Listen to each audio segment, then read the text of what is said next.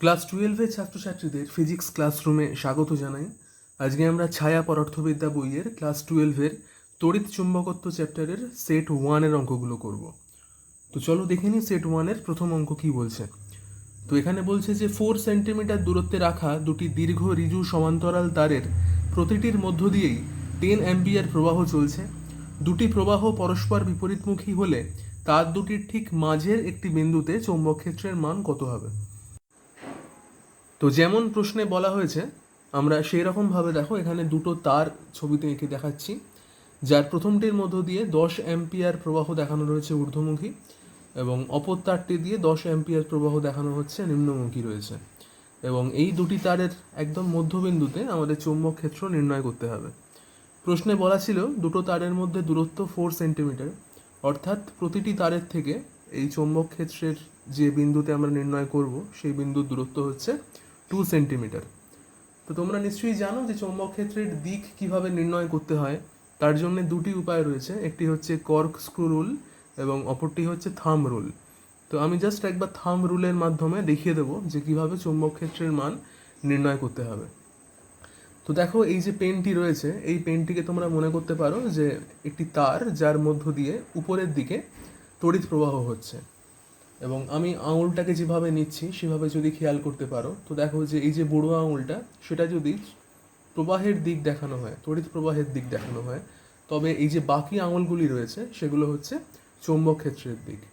তো যেভাবে এখানে প্রবাহ যাচ্ছে সেখানে দেখানো হচ্ছে যে বাকি আঙুলগুলো কিভাবে আসছে, এই পেনটিকে সারাউন্ডিং করে এইভাবে ধরা হয়েছে। অর্থাৎ এখানে আমরা ভাবতে পারি যে এই যে আঙুলগুলো রয়েছে সেই আঙুলগুলো যেন এই খাতার পৃষ্ঠার মধ্যে দিয়ে নিচের দিকে নামছে, এই পেনটার ডান দিকে, এবং যদি পেনটার বাঁ দিকে যাও সেখানে দেখবে যে এই আঙুলগুলো কি উপর দিকে যেন উঠে আসছে।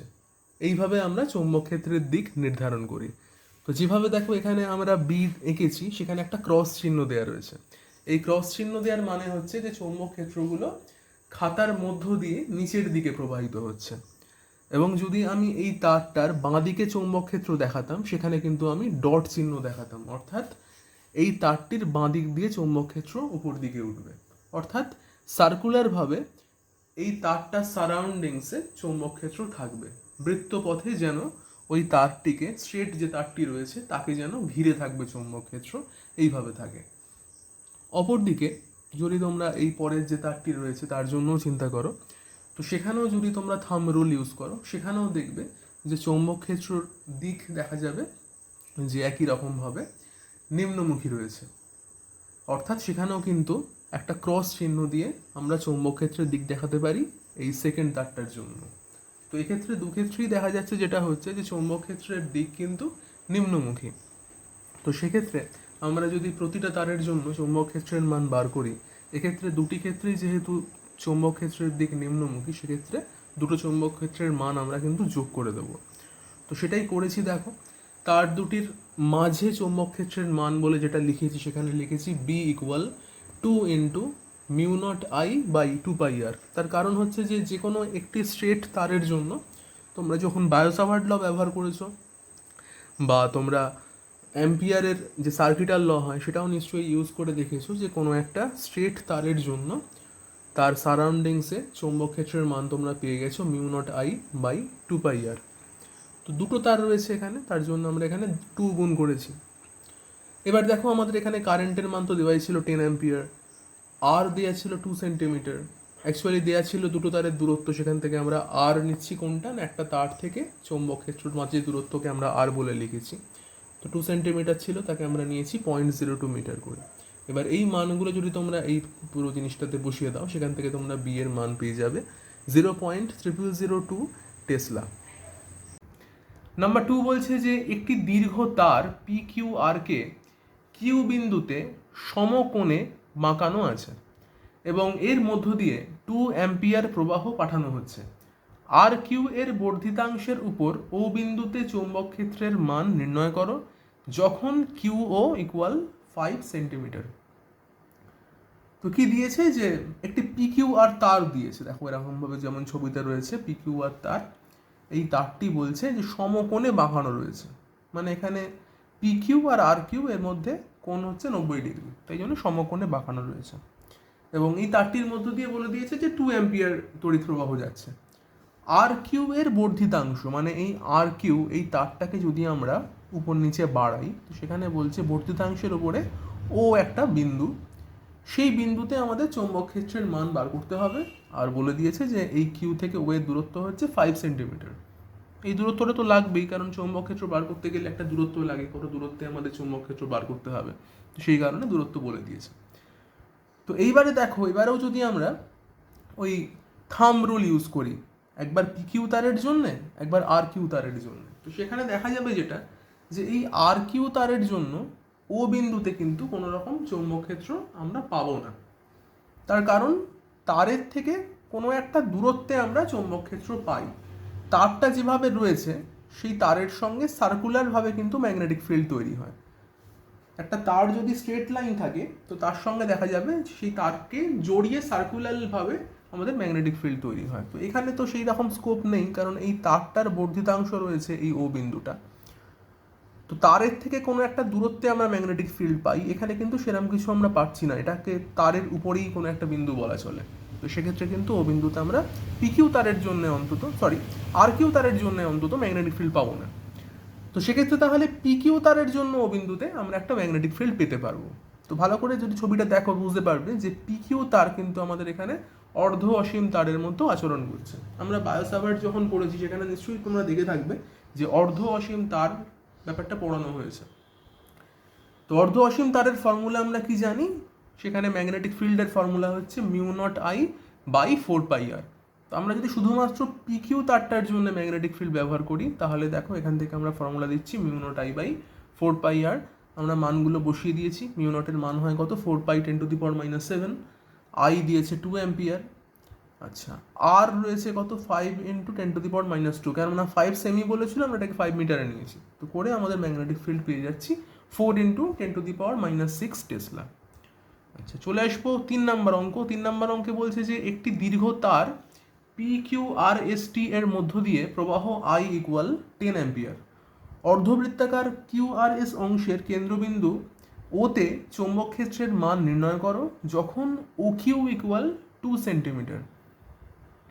বেশ, তো এখানে দেখো একটা বাঁকানো তার দিয়েছে এবং এই তারটা এমন অদ্ভুতভাবে রয়েছে যে যেখানে দেখা যাচ্ছে যে এই পিকিউ অংশ এবং টিএস অংশ এগুলো ও বিন্দুতে যখন আমরা ম্যাগনেটিক ফিল্ড বার করব তার জন্যে অর্ধ অসীম তারের মতো আচরণ করবে। কোন দুটো, এই পিকিউ আর এসটি, এই দুটো কিন্তু অর্ধ অসীম তারের মতো আচরণ করবে যখন আমরা ও বিন্দুতে ম্যাগনেটিক ফিল্ড বার করছি।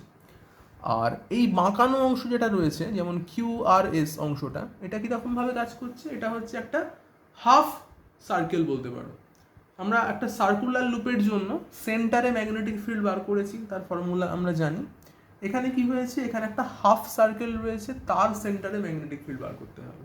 তাহলে আমরা সেন্টারের কোনো একটা সার্কুলার লুপের জন্য যখন সেন্টারে ম্যাগনেটিক ফিল্ড বার করেছি তার যা ফর্মুলা হয় এখানে তার হাফ করে দেবো, তাহলেই হাফ সার্কুলার লুপের জন্য সেন্টারে ফিল্ড পেয়ে যাবো। তো কি করা হচ্ছে দেখো, এখানে আমি লিখে নিয়েছি যে পিকিউ এবং এসটি উভয় তারের জন্যই চৌম্বক প্রাবল্য কত হবে। একটার জন্য কত হয়, একটার জন্য হয় μ0I/4πr, অর্ধ অসীম তারের ফর্মুলা তাই। অর্ধ অসীম তারের জন্য চৌম্বক ক্ষেত্রের ফর্মুলা μ0I/4πr। এখানে দুটো তার ছিল তাই জন্য আমরা 2 মাল্টিপ্লাই করেছি। তার সঙ্গে এখানে বলেছি ডিরেকশনটা আপওয়ার্ড ডিরেকশনে, ম্যাগনেটিক ফিল্ড ডিরেকশন আপওয়ার্ড। তোমরা যদি আবার থাম্ব রুল ইউজ করো সেখানে দেখতেই পাবে যে এরকম, যেমন তারটা কোন দিকে যাচ্ছে, কারেন্ট উপর দিকে যাচ্ছে, মানে এই বাঁ দিকে যাচ্ছে। তো সেক্ষেত্রে আমি যদি এইভাবে, তুমি যদি আঙুলটাকে দেখাও যে এই বুড়ো আঙুলটা কি দেখাচ্ছে, তোমার কারেন্টের ডিরেকশন দেখাচ্ছে, তাহলে এই যে আঙুলগুলো সেগুলো কিভাবে আসছে, সেগুলো খাতার নিচ থেকে যেন উপরের দিকে উঠছে। এই আঙুলগুলো খাতার নিচ থেকে উপরের দিকে উঠছে, সেইভাবে ও বিন্দুতে আমরা ম্যাগনেটিক ফিল্ডকে বলতে পারি নিচ থেকে উপরের দিকে উঠছে। একই রকমভাবে এসটি তারের জন্য যদি তুমি একইভাবে চেক করো তুমি দেখবে যে ও বিন্দুতে কিন্তু ম্যাগনেটিক ফিল্ড ডিরেকশন আপওয়ার্ডই আছে। তাই দুটোকেই একসঙ্গে আমরা যোগ করতে পারলাম, লিখে আপওয়ার্ড লিখেছি। আচ্ছা, এবার দেখবো কিউআরএস অংশ, যেটা কিউআরএস অংশের জন্য কিভাবে চেক করব। কিউআরএস অংশের ক্ষেত্রে কিভাবে রয়েছে, এইভাবে কিউআরএস অংশ যখন থাকে তখন দেখাতে হবে তারটাকে দেখাবো আমরা এই আঙুলগুলো দিয়ে, আর বুড়ো আঙুলটা দেখা হবে ম্যাগনেটিক ফিল্ড। মানে এই কিউআরএস হচ্ছে তোমার কারেন্টের ডিরেকশন আর বুড়ো আঙুল হচ্ছে তোমার ম্যাগনেটিক ফিল্ডের ডিরেকশন। তো সেভাবে যদি তুমি চেক করো দেখবে সেখানেও ম্যাগনেটিক ফিল্ড কিন্তু আপওয়ার্ডই আছে। তো এবার তাহলে কিউআরএস এর জন্য ও বিন্দুতে প্রাবল্য কি আমরা লিখেছি এখানে B2 বলে, সেটা কত, সেটার ফর্মুলা হয়ে যাচ্ছে μ0I/4R। কেন 4R হলো না, আমরা জানি সার্কুলার লুপের জন্য সেন্টারে ফিল্ড কত হয়, μ0I/2R হয়। তো এখানে তো অর্ধেক সার্কেল, হাফ সার্কেল রয়েছে, অর্ধবৃত্ত রয়েছে, তাই জন্য আমরা হাফ গুণ করে দিলাম। তো μ0I/2R এর সঙ্গে হাফ গুণ করলে কি পাবে, μ0I/4R, সেটাও লিখেছি আপওয়ার্ড। এবার এখানে তিনটে ফিল্ড তাহলে আপওয়ার্ড, আমরা যোগ করে দেবো ডাইরেক্ট। তো লিখেছি কি, মোট চৌম্বক প্রাবল্য বি কত, তাহলে B1 প্লাস B2 করেছি। B1 কত, B1 এ দুটো ফিল্ড পাচ্ছি 2 μ0I/4πR, আর B2 কত ছিল, μ0I/4R। এবার দেখো আমাদের কারেন্ট দেওয়া রয়েছে, আর দেওয়া রয়েছে, আর কোনটা, আর হচ্ছে যেখানে ও থেকে কিউ এর দূরত্ব যেটা 2 সেন্টিমিটার বলা ছিল, এটাই তো অ্যাকচুয়ালি রেডিয়াস পাচ্ছি, বা এইটার জন্য রেডিয়াস বলতে পারো, হাফ সার্কেলের জন্য রেডিয়াস, এবং এই যেগুলো অর্ধ অসীম তার সেগুলোর জন্য দূরত্ব। তো সেগুলো বসিয়ে দিয়েছি প্রত্যেকটা জিনিস, বসিয়ে দেখো আমরা পেয়ে যাচ্ছি 2.57 × 10⁻⁴ টেসলা। তাহলে এটা হয়ে গেল আমাদের ও বিন্দুতে চৌম্বক ক্ষেত্রের মান, এবং ডিরেকশন যদি চাই সেটা কোন দিকে হবে, আপওয়ার্ড হবে, উপরের দিকে ডিরেকশন পাবো সেক্ষেত্রে। দেখে নেবো 4 নম্বর অঙ্ক কি বলছে। এখানে বলছে যে হাইড্রোজেন পরমাণুর ইলেকট্রনের প্রথম কক্ষপথের ব্যাসার্ধ 0.5 অ্যাংস্ট্রম। এই কক্ষপথে ইলেকট্রনটি 2.2 × 10⁻⁶ মিটার/সেকেন্ড সমবেগে ঘুরছে। এই ইলেকট্রনের গতির জন্য পরমাণুর কেন্দ্রে কত চৌম্বক ক্ষেত্র উৎপন্ন হবে। তো আমাদের বুঝতে হবে যে আমরা এই যে চ্যাপ্টারটা পড়ছি, এখানে চৌম্বক ক্ষেত্র কেন পাচ্ছি না, কারেন্ট মুভমেন্টের জন্য। একটা কারেন্ট ফ্লো হচ্ছে, তো সেই কারেন্ট ফ্লো হওয়ার জন্য তার সারাউন্ডিংসে ম্যাগনেটিক ফিল্ড জেনারেট করে। তো এখানে হঠাৎ করে প্রশ্ন করছে যে একটা ইলেকট্রনের গতির জন্য চৌম্বক ক্ষেত্র তৈরি হবে, তো এমনটা কেন হবে। তো এমনটা হওয়ার কারণ হচ্ছে যে ইলেকট্রন যেদিকে যায় আমরা জানি তার উল্টো দিকে কি হয়, কারেন্ট যায়। তো ইলেকট্রনের গতি থাকলে, মানে গতিশীল ইলেকট্রন হলে আমরা কারেন্ট অবশ্যই পাবো। তো তাহলে কোনো একটা হাইড্রোজেন পরমাণুর একটা কক্ষপথে যখন ইলেকট্রন ঘুরবে, সেই কক্ষপথে ইলেকট্রনের ঘোরার বিপরীত দিকে আমরা কিন্তু একটা কারেন্ট পাই, এটা সবসময় মনে রাখবে। তাহলে সেই কারেন্টটার জন্য একটা সার্কুলার লুপ ফর্মেশন হচ্ছে, সেই সার্কুলার কারেন্ট লুপের সেন্টারে নিশ্চয়ই ম্যাগনেটিক ফিল্ড পাবো। তো এখানে কিন্তু ঠিক সেইভাবে অঙ্কটা করা হচ্ছে। তো কী করেছি দেখো, ব্যাসার্ধ দেওয়া ছিল 0.5 অ্যাংস্ট্রম, সেটাকে আমরা মিটারে কনভার্ট করলাম, কিভাবে 0.5 × 10⁻⁻10 মিটার। বেশ, ইলেকট্রনটার বেগ দেওয়া ছিল, সমবেগে ইলেকট্রনটা ঘুরছিল, বেগ দেওয়া রয়েছে কত, 2.2 × 10⁻⁶ মিটার/সেকেন্ড। বেশ, তো পরমাণুর কেন্দ্রে তাহলে চৌম্বক ক্ষেত্রের ফর্মুলা কি হবে, B = μ0I/2R। মানে কোনো একটা সার্কুলার কারেন্ট লুপের জন্য সেন্টারে ইকুয়েশন যেটা হয় সেটাই লিখেছি, B = μ0I/2R। তাহলে আমাদের I জানতে হবে যে কত কারেন্ট ফর্মেশন হয়েছে। তা আমরা জানি দেখো কি, যে কারেন্ট মানে I = Q/T, আধান বাই সময়। এটা তোমরা সবাই জানো, ক্লাস 10 থেকে পড়ে আসছো। তো এখানে কি ছিল, আধান মানে ইলেকট্রনের আধান ছিল, কিউ এর জায়গায় তাই ই লিখেছি।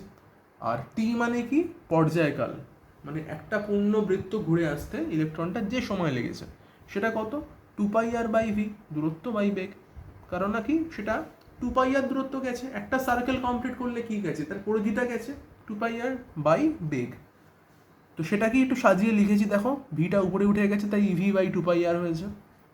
তাহলে পেয়ে গেলাম কারেন্ট। এই কারেন্টের মানটা আমরা এই μ0I এর যে কারেন্ট সেখানে বসিয়ে দেবো। তো সেটা বসিয়ে দেওয়া হয়েছে। সেটা বসানোর পরে কি করেছি দেখো, সমস্ত মানগুলো বসিয়েছি, μ0 এর মান বসিয়েছি, ই এর মান, ভি এর মান, আর এর মান, এইসব মান বসিয়ে দিয়েছি। করে আমরা পেয়ে যাচ্ছি যে চৌম্বক ক্ষেত্রের মান হচ্ছে 14.08 টেসলা। বেশ, চলে আসবো 5 নম্বর অঙ্ক। 5 নম্বর অঙ্ক কি বলছে দেখবো। 5 নম্বর অঙ্ক বলছে দেখো যে একটি দীর্ঘ ঋজু সলিনয়েডের দৈর্ঘ্য 10 সেন্টিমিটার এবং পাক সংখ্যা 200, এদের মধ্য দিয়ে 1 অ্যাম্পিয়ার মানের প্রবাহ গেলে সলিনয়েডের অক্ষস্থিত বিন্দুতে চৌম্বক ক্ষেত্রের মান নির্ণয় করো। তো তোমরা জানো যে কোনো একটা সলিনয়েডের একটা অক্ষ থাকে এবং সেই অক্ষের মধ্য দিয়ে চৌম্বক ক্ষেত্র যায়। তো সেই অক্ষে চৌম্বক ক্ষেত্রের মান কত নিশ্চয়ই তোমরা জানো, কত, B = μ0n(I). এটা সবাই জানো তোমরা, B = μ0n(I). দেখো এখানে লিখেছি আমি B = μ0n(I). তো স্মল এনটা কি, স্মল এন মানে হচ্ছে কিন্তু একক দৈর্ঘ্যের পাক সংখ্যা। তাহলে এটা কিন্তু মোট পাক সংখ্যা নয়, মোট পাক সংখ্যাকে আমরা কিভাবে লিখি, ক্যাপিটাল এন দিয়ে লিখি, যেমন এইটা লিখেছি ক্যাপিটাল এন। তাহলে ক্যাপিটাল এনকে সলিনয়েডের দৈর্ঘ্য দিয়ে যদি আমরা ভাগ করে দিই তাহলে আমরা কিন্তু একক দৈর্ঘ্যের পাক সংখ্যা পাই, যেটা অ্যাকচুয়াল ফর্মুলাটা। B equal mu naught small N I. তো এই স্মল এন এর জায়গায় তাহলে আমরা যদি এন বাই এল বসাই, তাহলে ফর্মুলা কীরকম দাঁড়ায়? B equal mu naught N I by L. এবার দেখো আমাদের সব কিছু দেওয়া রয়েছে। এন দেওয়া রয়েছে কত? 200। আই দেওয়া রয়েছে কত? 1 অ্যাম্পিয়ার। দৈর্ঘ্য দেওয়া রয়েছে কত? 10 সেন্টিমিটার, সেটাকে আমরা 0.1 মিটার লিখেছি। তো সেগুলো আমরা বসিয়ে দিয়েছি ফর্মুলা দিয়ে, একদম বসিয়ে আমরা পেয়ে যাচ্ছি চৌম্বক ক্ষেত্রের মান কত? 2.5 ইন্টু 10⁻³ টেসলা। বেশ, পরের অঙ্কটা সেম অঙ্ক, আগেরটা ছিল সলিনয়েড, এটা দিয়েছে টরয়েড। তো সলিনয়েড আর টরয়েড ডিফারেন্স কিছু নেই, সলিনয়েড স্ট্রেট হয়, টরয়েড কি হয়? সলিনয়েডের প্রথম এবং শেষ প্রান্তকে যদি জুড়ে দাও তাহলেই টরয়েড হয়ে যায়, সেটা সার্কুলার দেখতে হয়।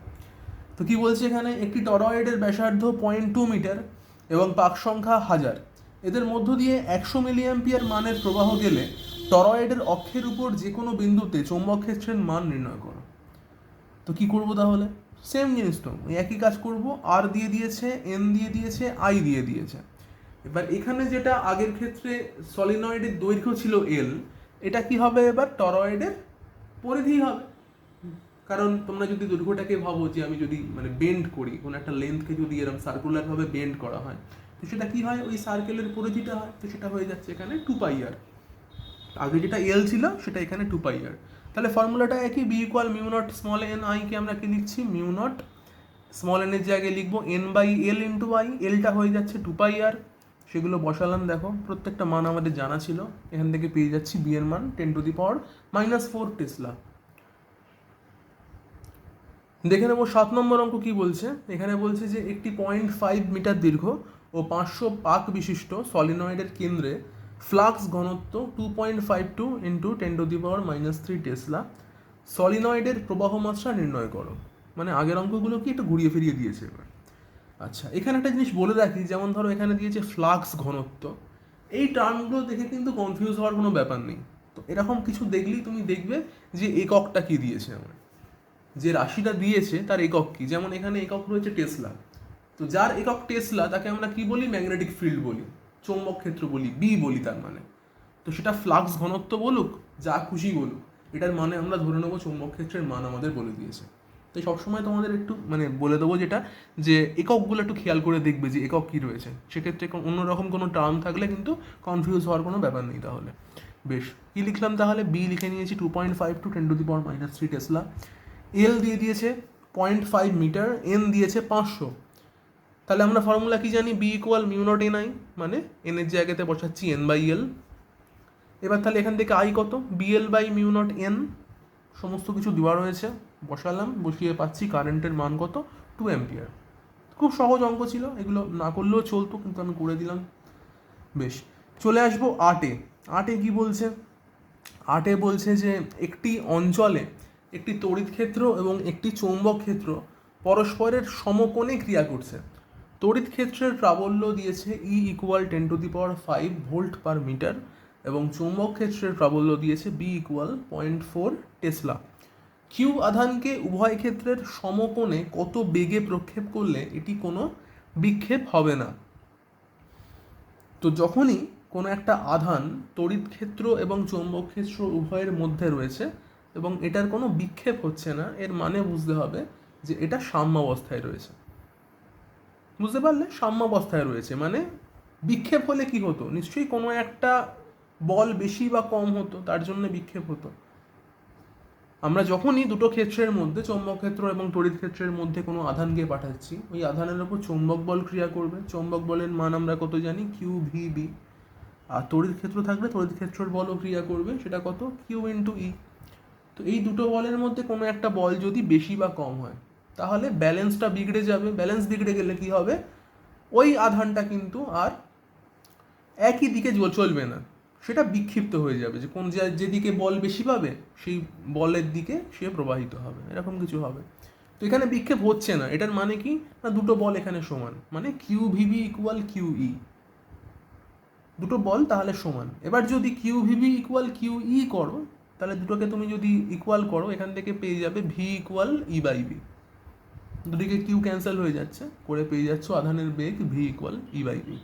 তো এখানে ই এর মান দেওয়া রয়েছে, বি এর মান দেওয়া রয়েছে, সেগুলো বসালাম। বসিয়ে দেখো পেয়ে গেলাম আধানের বেগ কত, 2.5 10⁵ মিটার পার সেকেন্ড। বেশ, চলে আসবো 9 নম্বর অঙ্ক। 9 নম্বর অঙ্কে বলছে যে একটি ডয়টেরনকে 1 ওয়েবার পার মিটার স্কোয়ার প্রাবল্যের চৌম্বক ক্ষেত্রের সঙ্গে সমকোণে প্রক্ষেপ করলে ঘূর্ণনের পর্যায়কাল কত। ডয়টেরনের ভর দিয়েছে 3.3 10⁻⁻27 কেজি এবং আধান দেওয়া রয়েছে 1.6 10⁻⁻19 কুলম। তো কি কি দিয়েছে তাহলে, বি দিয়েছে, এম দিয়েছে, কিউ দিয়েছে, সেগুলো লিখে নিলাম তাহলে, বি কিউ আর এম এর মান। বেশ, আমরা তাহলে পর্যায়কাল বার করার ফর্মুলা জানি। তোমরা নিশ্চয়ই এই চ্যাপ্টারে সাইক্লোট্রন বলে একটা জিনিস পড়েছো, তো সেখানে দেখবে সাইক্লোট্রন কম্পাঙ্ক বার করাটা খুব ইম্পর্টেন্ট, মানে পরীক্ষার জন্য ভীষণ ইম্পর্টেন্ট জিনিস আর কি। তো নিশ্চয়ই পড়েছো সাইক্লোট্রন মানে কম্পাঙ্ক বার করা বা পর্যায়কাল বার করা। তো সেখান থেকে পর্যায়কালের একটা ফর্মুলা তোমরা পেয়েছো নিশ্চয়ই, দেখবে যে T equal 2π m/q into 1/b। তো এই ফর্মুলাটা আমরা এখানে কাজে লাগাচ্ছি। যখনই কোনো একটা আধানকে আমরা চৌম্বক ক্ষেত্রে প্রবেশ করাবো, আমরা জানি যে কি হয়, সমকোণে যদি প্রবেশ করাবো আধানটাকে চৌম্বক ক্ষেত্রের সঙ্গে, আধানটা বৃত্তপথে ঘুরতে আরম্ভ করে। এটা কেন হয় না, এটা QVB ইকুয়াল mv²/r, মানে অভিকেন্দ্র বল আর চৌম্বক বল এই দুটোর সাম্যের ফলে এরকম একটা জিনিস তৈরি হয়। তো তার ফলে যে পর্যায়কালটা তৈরি হয় তার একটা ফর্মুলা আছে যেটা আমি লিখেছি। তো এখানে দেখো আমাদের এম এর মান জানা ছিল, কিউ এর মান জানা ছিল, বি এর মানও জানা ছিল, সেগুলো বসালাম, বসিয়ে পেয়ে যাচ্ছি পর্যায়কাল হয়ে যাচ্ছে 1.3 10⁻⁻7 সেকেন্ড। বেশ, চলে আসবো 10 নম্বর অঙ্কে। 10 নম্বর অঙ্ক বলছে যে একটি ইলেকট্রন 10⁶ মিটার পার সেকেন্ড বেগে গতিশীল অবস্থায় 3 টেসলা চৌম্বক আবেশ বিশিষ্ট চৌম্বক ক্ষেত্রে 30 ডিগ্রি কোণে প্রবেশ করলো। ইলেকট্রনের উপর কত বল ক্রিয়া করবে। এখানে ইলেকট্রনের আধান দেওয়া রয়েছে 1.6 10⁻⁻19 কুলম। তো কি কি দেওয়া রয়েছে দেখো, এখানে ভি দেওয়া রয়েছে, বি দেওয়া রয়েছে, থিটা দেওয়া রয়েছে। এবার চৌম্বক বলের ফর্মুলা তোমরা সবাই জানো কি হয়, F equal Q V B sine theta হয়। তো সেগুলো বসালাম তাহলে, কিউ জানি আমরা 1.6 10⁻⁻19। আচ্ছা, এখানে ভি জানি, দিয়ে দিয়েছে 10⁶। চৌম্বক ক্ষেত্র দিয়েছে 3 টেসলা, 3 বসালাম, এবং থিটা দিয়েছে 30 ডিগ্রি, তাহলে সাইন 30 ডিগ্রি। সেগুলো বসালে দেখো আমরা পেয়ে যাচ্ছি ক্রিয়াশীল বল হচ্ছে 2.4 × 10⁻13 নিউটন। দেখে নেব 11 নম্বর অঙ্ক কি বলছে। 11 নম্বর অঙ্ক বলছে যে একটি ইলেকট্রন ও একটি প্রোটন একই বেগে একটি সমপ্রাবল্যের চৌম্বক ক্ষেত্রে লম্বভাবে প্রবেশ করল। প্রোটনের সঞ্চার পথের ব্যাসার্ধ ইলেকট্রনের সঞ্চার পথের ব্যাসার্ধের কত গুণ হবে। একটি প্রোটন একটি ইলেকট্রনের তুলনায় 1840 গুণ ভারী, এটা বলে দিয়েছে। এটা বলে নাও দিতে পারে পরীক্ষায়, তোমাদের মনে রাখতে হবে কিন্তু যে একটা প্রোটন একটা ইলেকট্রনের তুলনায় 1840 গুণ ভারী। বেশ, কীভাবে করব। তো এখানে কী করেছি দেখো, একটা ইলেকট্রন হোক বা একটা প্রোটন হোক, যে কোনো চার্জ হোক না কেন, সেটা যখনই কোনো চৌম্বক ক্ষেত্রে লম্বভাবে প্রবেশ করে কি হয়, সেটা সার্কুলারভাবে ঘুরতে থাকে, একটু আগেই যেটা বলছিলাম। তো সেই অনুযায়ী আমরা লিখতে পারি কিউ ভিভি ইকুয়াল mv²/r, অর্থাৎ কিউ ভিভি চৌম্বক বল, mv²/r হচ্ছে অভিকেন্দ্র বল। তো এই চৌম্বক বলটাই কিন্তু অভিকেন্দ্র বলের যোগান দিয়েছে। তো অভিকেন্দ্র বলের যোগান দিলে কি হবে, যে কোনো আধান সার্কুলারভাবে সে ঘুরতে পারবে। তো এখান থেকে আমরা যেটা করতে পারি, আমরা বৃত্তপথে যে ঘুরলো তার ব্যাসার্ধটা বার করতে পারি। ব্যাসার্ধের মান হচ্ছে আর ইকুয়াল mv/qb। তো তাহলে প্রোটনের জন্য ব্যাসার্ধকে আমরা লিখছি আর পি দিয়ে, P for proton, radius of proton কত, mpv/qpv। যেহেতু প্রোটনের মাসকে এমপি লিখেছি এবং প্রোটনের আধানকে কিউপি লিখেছি, বাকি ভি এবং বি ঠিক আছে, একই রকম আছে। একই রকমভাবে ইলেকট্রনের সঞ্চার পথের ব্যাসার্ধকেও আমরা আর ই লিখেছি, E for electron R for radius, equal mpv/q mev/qev হবে, এটা সরি, এটা ই হওয়া উচিত, mev/qev। আগেরটা ছিল mpv/qpv, এটা mev/qev, কারণ ইলেকট্রনের মাস ইলেকট্রনের আধান। আচ্ছা, তো এবারে আমরা কি করলাম, দুটো রেডিয়াসকে দেখো আমরা ডিভাইড করছি, rp/re। দুটো রেডিয়াসকে ডিভাইড করলে আমরা কি পাবো, এখান থেকে এই দুটোকে ভাগ করলে দেখো পাবে mp/me আর qe/qp। বেশ, তো এখান থেকে দেখো QE আর QP দুটো আধান তো সেম হয়, ইলেকট্রনের আধান এবং প্রোটনের আধান, দুটো আধান তো সেম। আমি তাই জন্য QE আর QP কে ক্যান্সেল করতে পারি, একটা পজিটিভ একটা নেগেটিভ, সেটা তো আমি মানে কি জাতীয় উপাদান তার উপর ডিপেন্ড করে, মানের উপর তো ডিপেন্ড করে না, দুটো মান সেম তাই দুটো মানকে আমরা কেটে দিচ্ছি। আর এমপি এর ক্ষেত্রে দেখা যাচ্ছে আমরা আগেই জানতাম যে এমপি কি, এমপি হচ্ছে 1840 গুণ অফ এমই। এমই থেকে ইলেকট্রনের ভরের থেকে প্রোটনের ভর 1840 গুণ বেশি, তাহলে এমপিকে লিখতে পারি কি 1840 ইন্টু এমই, তাহলে এমই এমই ক্যান্সেল করে যাচ্ছে, আমরা পেয়ে যাচ্ছি 1840। তাহলে এটাই ছিল আমাদের, যেটা বলেছিল যে আরপি অ্যান্ড আর ই কত গুণ হবে, প্রোটনের সঞ্চারপথের ব্যাসার্ধ ইলেকট্রনের সঞ্চারপথের ব্যাসার্ধের তাহলে 1840 গুণ বেশি, এটা দেখা যাচ্ছে। চলে আসবো 12 নম্বর অঙ্কে। 12 নম্বর অঙ্ক কি বলছে দেখো, 12 নম্বর অঙ্ক বলছে যে একটি প্রোটন ও একটি আলফা কণার গতিশক্তি সমান, একটি সমপ্রাবল্যের চৌম্বক ক্ষেত্রের মধ্যে লম্ব অভিমুখে কণা দুটি প্রবেশ করলে ওদের সঞ্চারপথের ব্যাসার্ধের তুলনা করো। তো কি করেছি এখানে, প্রোটনের গতিশক্তি আমরা ধরে নিচ্ছি যে E P equal half M P V P square, half M P square থেকেই আসছে জিনিসটা, এবং আলফা কণার গতিশক্তি কি ই আলফা লিখেছি half M alpha V alpha square. এবার প্রশ্নানুযায়ী কি বলেছিল, দুটো গতিশক্তি সমান, তাই জন্য আমরা ইপির সঙ্গে ই আলফা সমান করে দিয়েছি, সমান করে কি পাচ্ছি V P by V alpha equal লিখতেই পারবো root over M alpha by M P. এবার দেখো আমরা জানি যে এম আলফা মানে আলফা কণার ভর একটা প্রোটনের ভরের 4 গুণ হয়, তো তাই জন্য আমরা কি করেছি এম আলফার জায়গাতে আমরা এখানে 4 এমপি বসাতে পারি, তো রুট ওভার 4 করলে আমরা 2 পেয়ে যাব। এবার প্রোটনের সঞ্চারপথের ব্যাসার্ধ কত হচ্ছে, আর পি ইকুয়াল লিখতে পারবো আমরা তাহলে M P V P by Q P into B, ঠিক আগের অঙ্ক যেভাবে আমরা আর বার করলাম ঠিক সেইভাবে। একই রকমভাবে আলফা কণার সঞ্চারপথের ব্যাসার্ধ আর আলফাকে আমরা কি লিখতে পারি M alpha V alpha by Q alpha B. এবার দেখো এখান থেকে আমরা আরপি এবং আর আলফার অনুপাত বার করেছি। কি করা হচ্ছে, এই দুটো ইকুয়েশনকে ডিভাইড করা হলো, তাহলে এখান থেকে আমরা পেয়ে যাচ্ছি কি M P by M alpha into V P by V alpha into Q alpha by Q P. এবারে কি ছিল, এম আলফাটা ছিল এমপির 4 গুণ, তো তাই জন্য এটা হয়ে যাচ্ছে 1/4। ভিপি বাই ভি আলফা একটু আগেই বার করেছি কত, 2 পেয়েছি, 2 বসিয়ে দিয়েছি। আর কিউ আলফা বাই কিউপি কত হয়, 2 হয়, তার কারণ আলফা কণার আধান একটা প্রোটনের আধানের থেকে দ্বিগুণ, তাই জন্য 2 হয়েছে। এগুলো ক্যান্সেল করে গেলে আমরা পেয়ে যাচ্ছি 1, তার মানে আরপি বাই আর আলফা হচ্ছে 1, অর্থাৎ আরপি আর আলফার সমান। তো আমাদের যেটা বলেছিল যে ওদের সঞ্চারপথের ব্যাসার্ধের তুলনা করো, তো ব্যাসার্ধের তুলনা করে দেখা যাচ্ছে যে দুটো ক্ষেত্রে কিন্তু ব্যাসার্ধের মান সমান।